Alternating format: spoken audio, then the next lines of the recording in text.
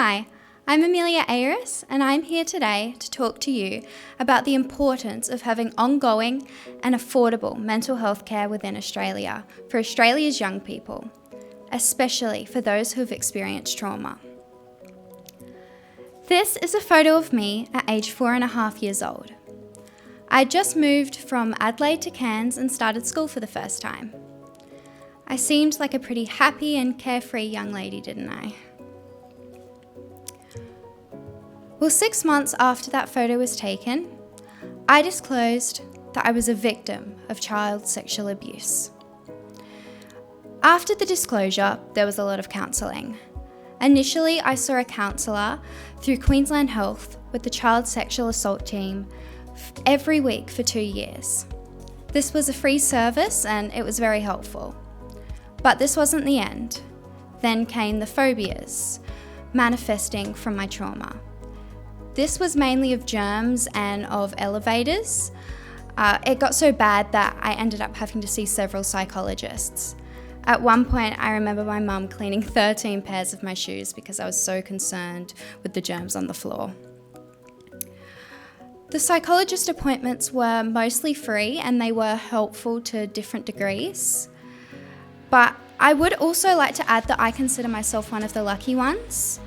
I was able to disclose the abuse, I was believed, I was removed from the situation, but there's a lot of people out there that don't have this luxury, and you can only imagine the long, life-lasting mental health implications for those who didn't receive the same care I did.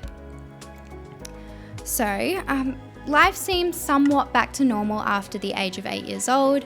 I played sports and I started within the arts industry. So I was singing at events, I did professional theatre, I was in movies, TV shows, danced in LA. But more importantly, I became an advocate for young people with shared experiences.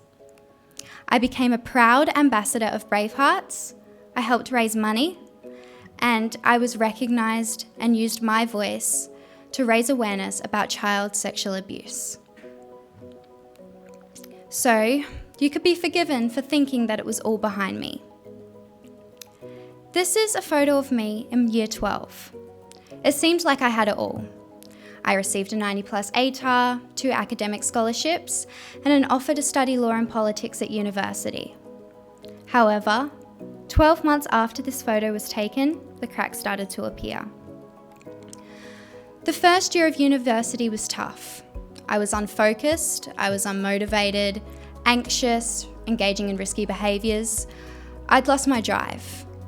Eventually, my GP suggested I see a psychiatrist and test for ADHD. Sure enough, I was diagnosed with severe ADHD, both hyperactive and inattentive, as well as traits of borderline personality disorder, all stemming from my childhood trauma. So not only did I have to endure the anguish at 5 years old, that same trauma then manifested into 18-year-old me.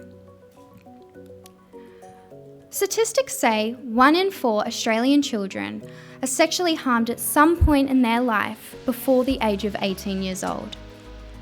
But did you know it can take up to 12 months to receive these diagnoses, either the ones I received or others, if you can't afford the fees of private practices?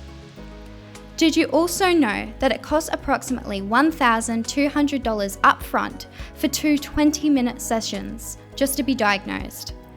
Then after that, it costs $350 for follow-up sessions? I have received 5 sessions since August 2024. I've been lucky enough to be able to fund my mental health journey through the academic scholarships I've received. However, many people do not have the same luxury. So my point today is that trauma survivors and young people like me need accessible, affordable, and efficient mental health care. Trauma survivors need accessible and streamlined processes that target different trauma-related responses. So, like I said, I'd experience phobias, etc.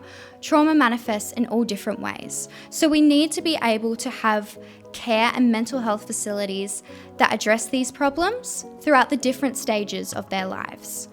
So, being a trauma survivor, you can go through long periods of time where you're doing well. As you can see, that was me during year 12 and throughout parts of my childhood. But then trauma survivors also experience extreme lows. So, what I'm saying is trauma survivors deserve the chance to reach their full potential. We deserve to live life to our fullest, and we deserve not to be defined by our past. So, here's a life update now that I am medicated and I've received my medical treatment. I'm in my second year of university. I am working on a task force to protect the rights of other children. I'm working for state and federal politicians, and I've also recently become a fitness instructor with goals of becoming a personal trainer as well. I'm happy, I'm motivated, and I'm reaching my potential. My name is Amelia Aris, and I'm here today because I am fighting for the rights of young people and ensuring that young people like me can reach their full potential. Thank you for listening.